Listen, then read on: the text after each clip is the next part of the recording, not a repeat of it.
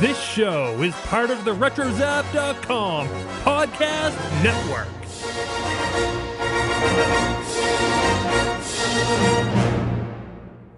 Hey, Skywalkers, and a big hoppy Easter to you. They don't eat candy or jelly beans. They prefer crystals and electricity. They know who is good and who is mean by using their telepathy. They may not be the Easter Bunny, but they hop around the galaxy, going hop, hop, hop. Do the Hoojib Hop. Do the Hoojib Hop. Let's do the Hoojib Hop. Let's do the Hoojib Hop. Let's hop, hop, hop around the galaxy and do the Hoojib Hop, hop, hop, hop, hop, hop. Now, in this very special episode of Skywalking through Neverland, we're going to celebrate Easter by discussing the Easter Bunny of the Star Wars universe, the Hoojibs. I am Richard Woloski, but everyone please give a Hoojastic hello to my sweetie wife, Sarah. Wow, I don't think you've ever introduced me like that before. Oh, believe me, it's going to be a thing now. Well, happy Hoojib holiday, everyone! Welcome to Skywalking through Neverland. Now, unlike the Easter Bunny, Hoojibs don't deliver colored eggs, jelly beans, or those disgusting marshmallow peeps. But they do deliver some high-octane butt-kicking and help build the New Republic after the defeat of the Empire. These are quite awesome little creatures. Now, this is our second annual Hoojib Hop holiday celebration. Last year, we celebrated the Hoojib holiday at Star Wars Celebration Orlando by gathering a mob of Skywalkers and hopping around the show floor. Yes, we did. And taking pictures with friends. And we also were wearing these fun Hoojib ears. And we called that the Hoojib Hop. It was. So we stopped over there at the Rancho Obi-Wan Pavilion, took a big group photo with Steve Sansweet. We hopped over to the Artist Alley, got some pictures with Randy Martinez. And Yep. Yeah, and we were all over the place. It was so much fun. Got pictures with people in costume. We got a fun picture of me as a Hoojib fighting the Family Guy Boba Chicken. Yes. Yeah, what a fun day that was, and a great way to celebrate Easter. And a big shout out to Amanda Bond, who made us these very special Hoojib ears. Yes, for Star Wars Celebration Orlando. Reynold is sad that he did not get his Hoojib ears, and he blames Alan Tudyk for not getting them. It's always Alan Tudyk's fault. Well, you know what? There's always the next time. Mm-hmm. Now, for those of you who are not watching us on YouTube, we're wearing our Hoojib ears right now. Yep. And, well, actually, our little Porg friend stole my Hoojib ears, and now she is officially a Porg jib. All right, we're going to give credit where credit is due. Who came up with the word Porg jib? Oh, that was on Facebook. Oh, Reynold did. It was Reynold. Okay. It was Reynold. Okay. Excellent. So, highest kudos to Reynold for coming up with Porg jib. Yes. That's what happens when you cross DNA from a Porg and a Hoojib. Now, when you think of cute and cuddly creatures in the Star Wars universe, well, typically your mind goes to what, Sarah? Oh, well, Ewoks, of course. Mm-hmm. And then lately, Porgs. I mean, who can resist a Porg? No one in their right mind. But we have to make it so you add these cute and cuddly telepathic bunnies in there too, meaning the Hoojibs. Yeah. Well, you've heard us talk endlessly about these creatures. We even have Team Hoojib, we've mentioned a lot. And it's partly because we love bunnies, because we have bunnies, and partly because we want to make Hoojibs canon. That's so gonna happen. I know. Hashtag make Hoojibs canon. Yeah, Richard, what did you do for this? I slipped in a question to Dave Filoni at that final Rebels panel, and I asked him about Easter eggs, and my whole reasoning for bringing this up was just to throw out the word Hoojib to the crowd.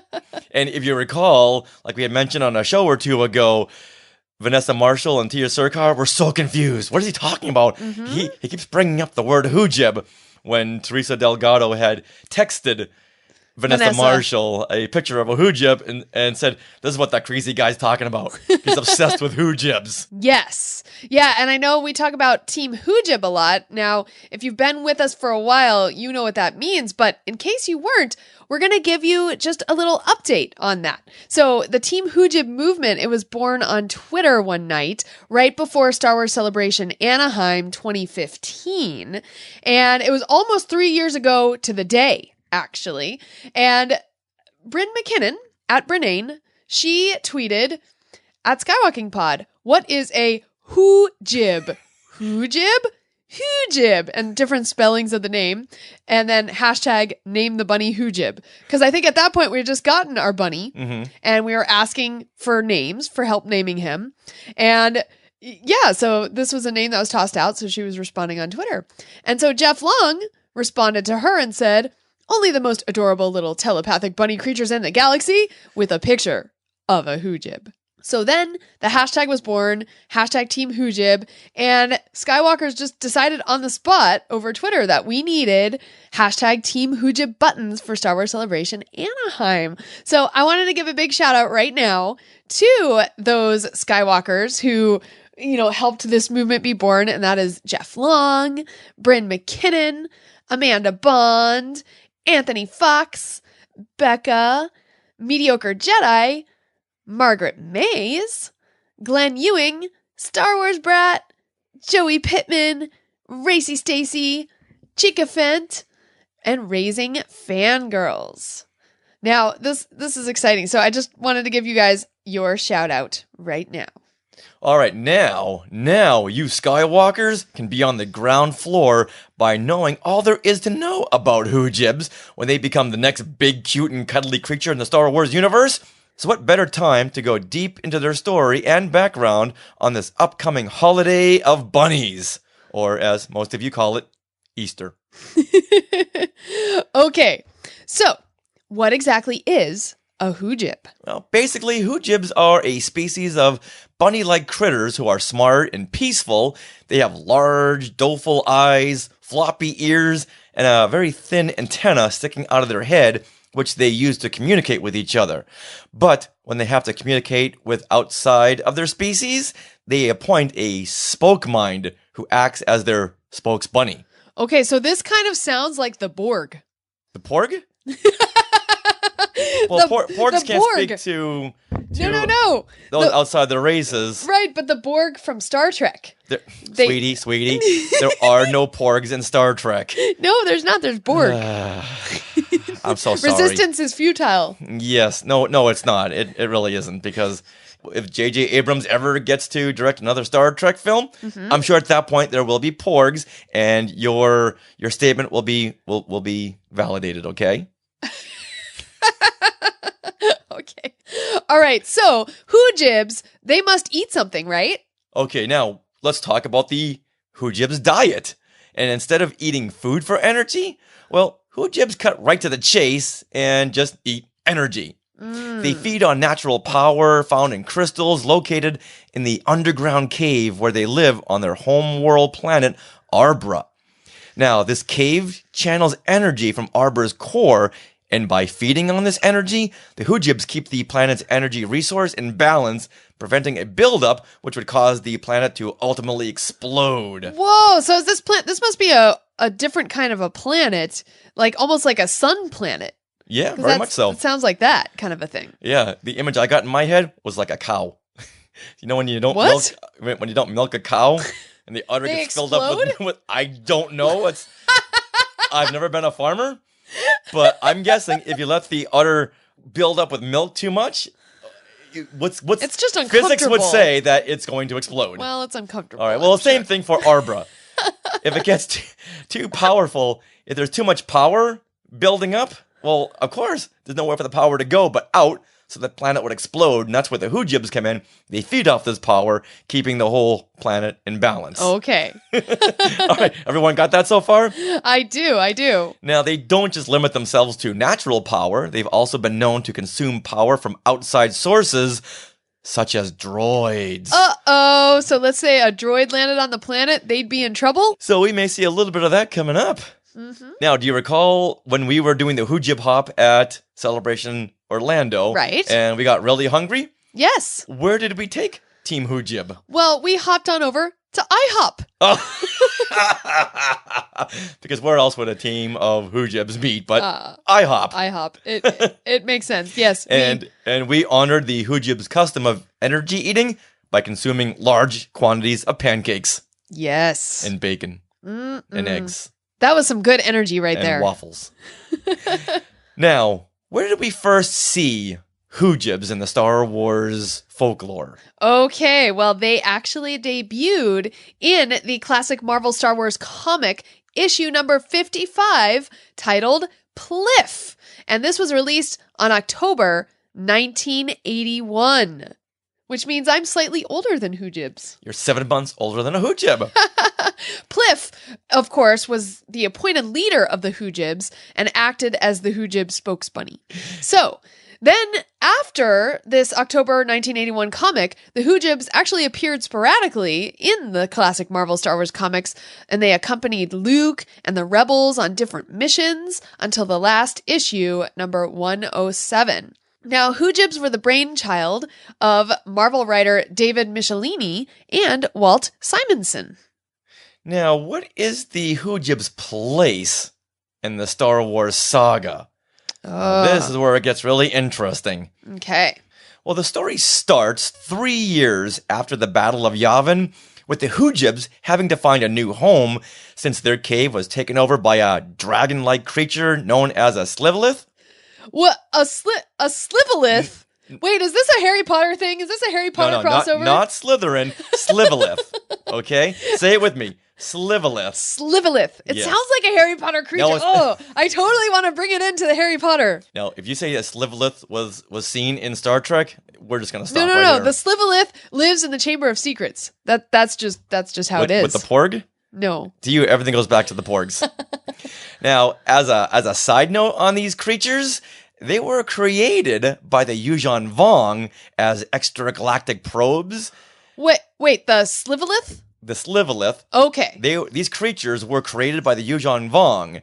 Oh, okay. So what you're saying is the Slivolith was introduced in the 70s comics, right? 1981, rather. Okay, the 1980s comics, but then the Yuuzhan Vong, of course, weren't created until the 1990s in the Legends novels. Exactly. Okay. So already they were starting to, whatever the story group was. Yeah. Not that there was one. There was like 80 different story groups. They were already starting to delve into this Hoojib storyline. They never really touched the Hoojibs. They just got this one character, the one creature, Okay. the Slivolith, and pulled him out and put him into the Yuuzhan Vong storyline. Now, unfortunately, they didn't pull the Hoojibs out as well. They just pulled the Slivolith. But, you know what? Maybe we'll get there at some point. That's the point of this whole thing. Now, going back to our story, the Hoojibs, incapable of defending themselves against the big Slivolith, had to evacuate their cave. But now the Hoojibs aren't feeding off of the energy of the planet. Exactly. Now you see the problem. The planet's gonna explode.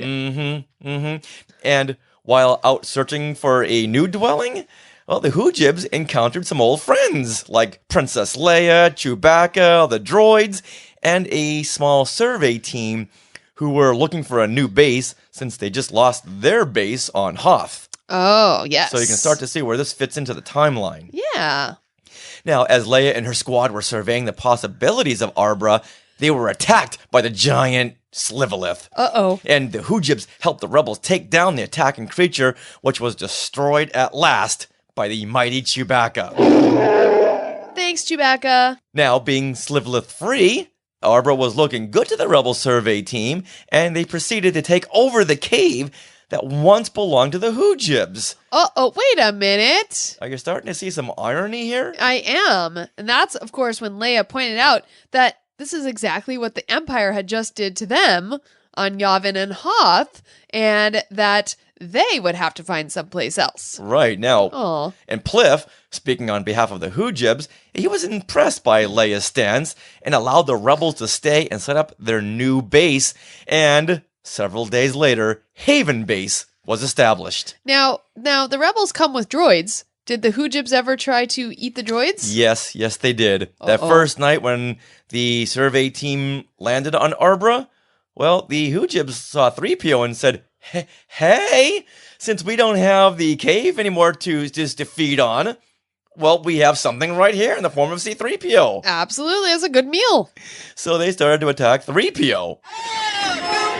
But fortunately, it woke everybody up and they scurried away these little Hoojibs. Now, while checking out their new base, R2-D2 was lured into an unexplored tunnel by the Darker. The Darker? What is this? Who? What? Well, I'm glad you asked me this. Now, the Darker, this is a four-armed, green-skinned manifestation of all the negative energy from the inhabitants of Arbra from eons ago.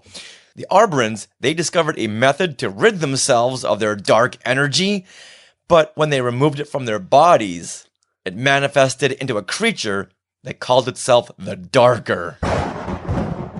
So, beyond Hoojibs, there are, people or aliens from this planet, Arbra? You know what? It's a good question. I looked it up, but all I could ever find was inhabitants. It wasn't Hoojibs. Okay. They were other inhabitants. And despite all my research, nothing was ever said of them. Okay, so Hoojibs are they're sentient, right? Oh, very much so. Very, very much so. Okay. Then the Arbrans imprisoned this dark being into Grotto City and fled the planet. Oh. They did not want to be around all this dark negative energy, so they took off. And then over the next millennia, a new species developed, and they were the Hoojibs. Okay, so Arbrans are clearly separate from the Hoojibs. Yes. Interesting. Even though Hoojibs are from Arbra, they're still the next generation of Arbrans. Okay. Now, being very in tune with energy, they feared the darkness coming from Grotto City, which is where the Darker was kept. Okay. And they never ventured there. It was their version of the Forbidden City, like in Planet of the Apes. Or the Forbidden Forest. Very much so. In Harry Potter. Exactly. See how it all ties in? It does. Well, I just want to point out that Hoojibs are smart. You don't want to mess with something with the creatures, then don't go in the place where they are. You would think that would be very obvious to most people. Uh-huh. But it's not. That's in the real world. Let's get back to the Hoojib world. Okay. Now, the Darker, he had already dismantled R2-D2 to use his components to escape the prison. Oh, no. He then used his dark emotions on Chewbacca, turning him against C-3PO, so Chewie would tear apart the droid, and he could also use 3PO's circuits and gears. My goodness. To help escape from this force field that the Darker was captured in. Yeah. But then 3PO used Chewie's happy thoughts. He used his happy beeps about his friend Han Solo to release the dark grip. Wow. So this all happened in a comic? Yes. Oh, cool. Yes. And eventually we're going to get to it. Yes. Eventually. Yes. This happened in issue number 55. Oh, wow. Titled Pliff. Okay. Now, Pliff and his Hoojibs attempted to return to Haven Base to warn Princess Leia, but the Darker instilled fear in the small creatures, making them afraid to move. Wow. But as the battle raged on between the Darker and Chewbacca, the Hoojibs were released from the telepathic grasp long enough to fling themselves at the Darker. Overwhelmed, the Darker was thrown into the force field by Chewbacca, destroying the darkness. Oh. Wow. And they all lived happily ever after. So did he bring balance to Arbra? Now, I don't understand the whole balance thing because wouldn't you want it off balance? Well, you need dark and you need light to have balance, right? I understand that concept, but to me, I'd always want to outweigh and imbalance everything by having more lightness.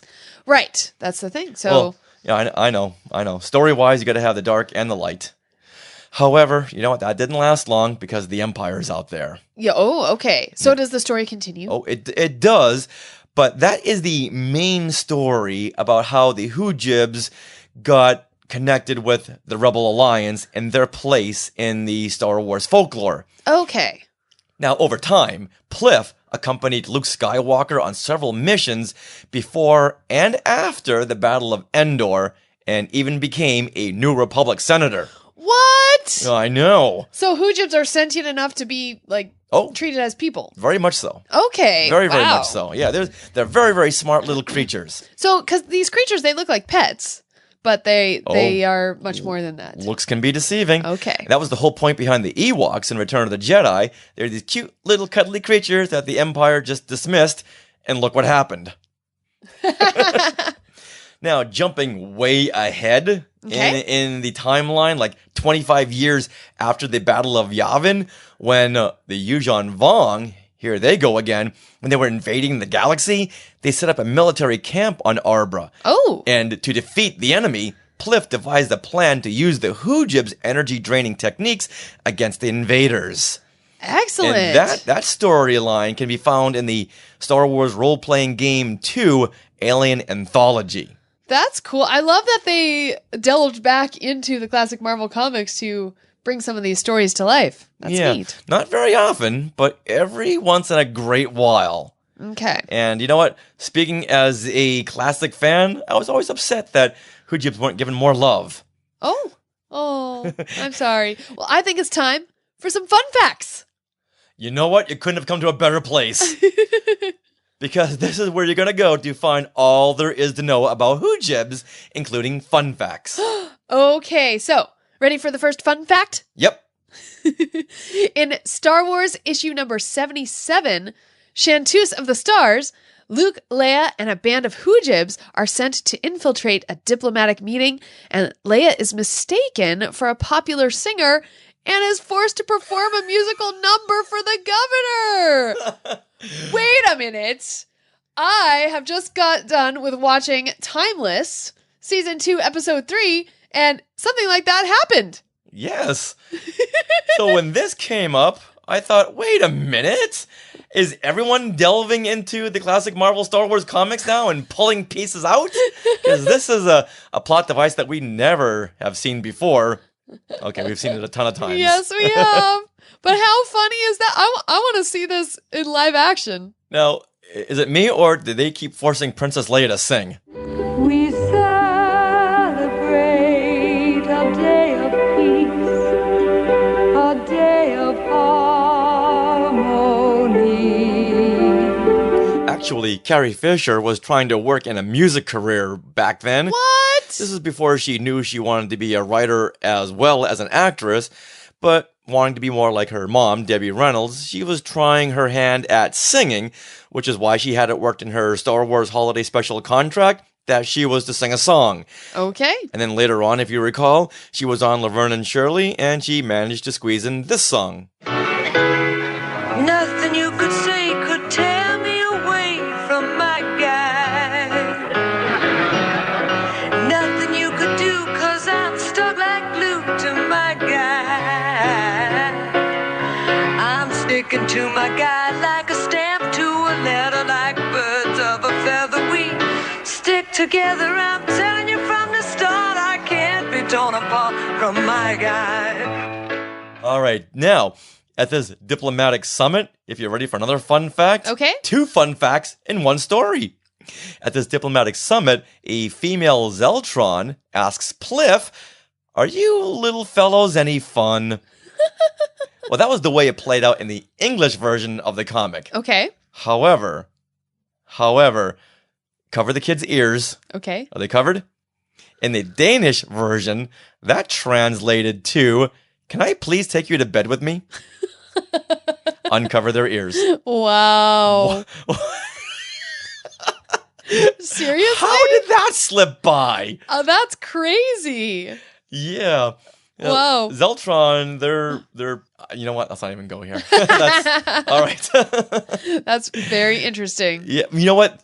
They wanted to cuddle with them. Oh, okay. See, that's what they wanted to do. That's true. Cuddle and go off to Slumberland thinking of bunnies and peeps and jelly beans. Okay. All right. Do we have one more fun fact? We do.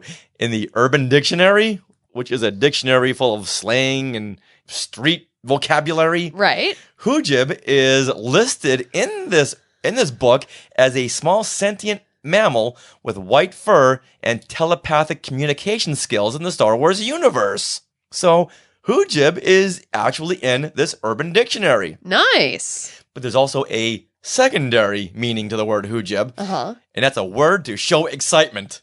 Whoa! So we can say, Hoojib! Hoojib! I've never heard anyone yell, Hoojib! Yeah, let's do this! I'm gonna have so much fun. You with me? Hoojib! Of course I am! It's not really a word that rolls off the tongue that easily. Kind of have to think about it. So that's hilarious.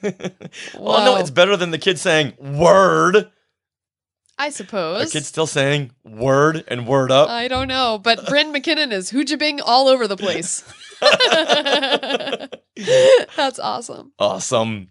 Now, Sarah, I bet you are wondering what a Hoojib sounds like. Absolutely, I am. Well, the classic Marvel Star Wars comic issue number 55 was adapted into a book and record titled The Further Adventures Planet of the Hoojibs from Buena Vista Records in 1983.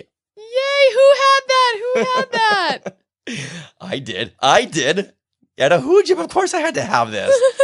Now, in this version, Hoojibs, they actually speak instead of communicating through telepathy. Well, I don't think that would have worked on a record. No. I'm just giving that. You would have had a lot of one-sided conversations. Leia would have been talking to herself. So what do you think? All right. Sounds good. But then again, Pliff being the spoke mind, well, then you would have just heard one voice. And now, do you want to hear what a Hoojib sounds like? Yes. Well, then, here is an excerpt from Planet of the Hoojibs. An amazed Princess Leia was handed the small captive. Hey, this little guy can talk. But our recon report said that Arbor contained no intelligent life. The tiny Hoojib huffed a tiny huff. I am Pliff, my good creature, and I dare say more intelligent than that shaggy beast that grabbed me. Then tell me why you made a midnight snack out of our power supply. Yes, we do owe you an explanation. Ages ago, our Hoojib ancestors made their home in a crystal cavern near here. Inside are huge crystals, which draw power from the center of the planet and transform it into pure energy. This is what we live on. Kind of sounds like the Munchkins. Yeah. Very sped up voices. Now, unfortunately, this was the only piece of Hoojib merchandising. Aww. No figures, no plushes, We need a Hoojib plush. no cartoon series. What? Ewoks and droids got a cartoon series, but not the Hoojibs? They could have done a whole episode on droids versus Hoojibs. Right. So that was pretty much the end of Hoojibs, except for that role-playing game and maybe a few mentions here and very far between there. And that's why we're so adamant about making Hoojibs canon. Yeah, we've dropped several hints, of course. Now, you can't say we're not trying, because we've dropped several hints about them being included in the Freemaker Adventures series, Forces of Destiny, Rebels. We dropped those hints when we had the creators of those shows on, and just saying, hey, so when are you going to start including Hoojibs? Yep. They didn't take it as seriously as we do. No, but you Skywalkers certainly did, because we've asked you to tweet at Pablo Hidalgo on Twitter, who kind of got a little upset at us. Yeah, he got very upset. I'm not sure why. He said it's not his call. Right. It's, call up Neil Scanlon, the head of the creature department, but it's not up to him. It's up to the story group to tell the creature department what to do. Yeah. Well, okay, so what's interesting is we had planned this Hoojib episode, and Pablo Hidalgo tweets this morning something about the Hoojibs. This morning? This was today at 9:05 a.m. on March 27th. Okay. He tweeted, "A couple of things about my old hitching post here in Twitter Town. Stuff like this isn't really my call." And he's referencing a tweet about someone asking, can we get more B-Wings? So Pablo says, stuff like this isn't really my call, hence the lack of Hoojibs throughout all the new movies. So it's not a suggestion box. But even if it was, lead times are such that you wouldn't see it for years. Okay. If we don't see it for years, that means we still see it years later. I'm happy with that. Yeah, right? We're patient. And yes, we can wait. Like I was just saying, it is the call of the story group, because the creature effects department is like, okay, what are we gonna make? Let's read the script. Hoojibs? All right, we're on it. Right. So it kind of is up to the story group. I think that was just his way of telling us to stop pestering him. Well, it's good to know that we weren't the only ones pestering him. That others have been asking him for other things as well. Now, begs the question, where will we see Hoojibs next? Yes. Who will answer the call? Maybe Ghostbot. Oh. Ghostbot inserted Jackson into one of the Forces of Destiny episodes. So, Skywalkers, we need your help. How should they help us, Richard? Well, they can send out telepathic messages to Ghostbot or the Lucasfilm Story Group. That's a good idea. Yeah. Or maybe instead of telepathic messages, a direct contact of, hey, let's add some Hoojibs, okay? Hashtag make Hoojibs canon. Yes. Nothing like being direct. And if you encounter the darker, well, that just might be Pablo. Uh-oh. Oh. Yeah. But we must keep sending the good tweet, hashtag make Hoojibs canon. Yes. And as you can see from the Hoojibs backstory we just went through, there's so much to work with here. And I think it's really important to have characters so small, but yet being so smart and powerful, much like the Ewoks, who helped take down a whole empire. And I think little kids will take away a lot from creatures like the Hoojibs because they can see themselves in these creatures and that they can be powerful and that they can make a difference. Wow. And I think we should go back to what Yoda said in The Empire Strikes Back, size matters not. Oh, yeah, of course. Yeah, and they can relate to the little diminutive creatures. Right. So we've got to do it. Do it for the kids. Do it for the vintage fans. Do it for cuteness. Do it for cuteness. That's right. Christopher Marino says that we should all tweet Matt Martin this time. Matt Martin is also another big Hoojib fan. Yeah. He is at Missing Words on Twitter, by the way. Hint, hint. Oh, they're gonna love this episode. All right, Skywalkers. Before we wrap things up, we want to thank you all for listening and enjoying our Easter special. And we want to thank Rob Dellinger for his new Hoojib Hop theme song you heard at the beginning of the show, soon to be a holiday classic. Yay! Now, if you'd like to talk to us about Hoojibs, you can find us on Twitter and Instagram. We are at Skywalking Pod. You can also join our Facebook group and get to know other Skywalkers. Just search Skywalking Through Neverland group on Facebook. And you can go to YouTube, where we will create a playlist with this episode video and the complete Planet of the Hoojibs storybook video. Soon to be a major motion picture. Come on, Disney. Come on, you can do it. Now, always remember to have a happy Easter. Oh, I'm sorry. Always remember to have a hoppy Easter and enjoy some electric pancakes. Yeah! They don't eat candy or jelly beans. They prefer crystals and electricity. They know who is good and who is mean by using their telepathy. They may not be the Easter Bunny, but they hop around the galaxy, going hop, hop, hop. Do the Hoojib Hop.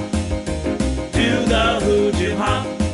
Let's do the Hoojib Hop. Let's do the Hoojib Hop. Let's hop, hop, hop around the galaxy and do the Hoojib Hop, hop, hop, hop, hop, hop. To our Skywalkers and Tweetwalkers, thanks for listening. Skywalking Through Neverland is created and produced by Richard and Sarah Woloski. Original music by Rob Dellinger. Creative consultant Mark Augushowitz. Technical advisor Peter Heitman. Facebook administrators Donald Wicks, Joey Pittman, and Norma Heitman. Skywalking Through Neverland is intended for entertainment and information purposes only. Any sounds, music, and clips played during this podcast are the property of their copyright holders.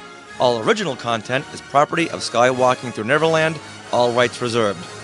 Sorry, had to be said. We're going to celebrate Easter by discussing the Easter Bunny. Disgusting. You know what? I'm thinking maybe George Lucas looked at these stories and said, Pliff became a Republic senator. Maybe I should do the same thing with Jar Jar. Okay. And make him a senator. Only I think that was George Lucas's reason to put Jar Jar into Attack of the Clones and then have him be the one who appointed Palpatine as the Emperor. But she says, like, Soylent Green? Do you know what she's talking about? That's a reference to a movie about eating people. Oh. Yeah, I'm not a fan of eating people, so I never saw that movie. Okay. Well, if you would like to explain, Bryn, please explain. Yes. Very much so. I think we do. Or we could just put these bunny ears on our bunnies. Yeah. Our Hoojib ears. Yep. Well, you know what? You know what? Fill everyone in about the Timeless plot device. Oh, okay. So in Timeless, it's these people are kind of forced into time traveling to fix history. And we have Lucy. We have Wyatt. Oh, Lucy's the historian. Wyatt is Matt Lanter. Matt Lanter, thank you, from Clone Wars. And we have Rufus. Rufus, thank you. And so at one point they were put into 1940s Hollywood land, and they went to a party to brush elbows with the Hollywood elite, because that's who they were trying to get a hold of. And at one point they had their cover was that they were actors. So Lucy and Wyatt were actors, and they were like, "Oh, well, sing for us at this Hollywood glamorous party." And so Lucy went up and sang. Just like Princess Leia. Mm-hmm. It was awesome. Now, Hoojibs, they never landed on Alderaan, did they? Not as far as I know. I hope not. Okay, this begs the question, you guys who are still watching, would you want a Hoojib as a pet, knowing what they eat? And how would you feed them? Well, they're very, it's like having a person as a pet. Oh, that's right. They're not pets. They're not Sorry. pets. You stop that. I know, they're so cute, though. They look like pets. I remind them of bunnies.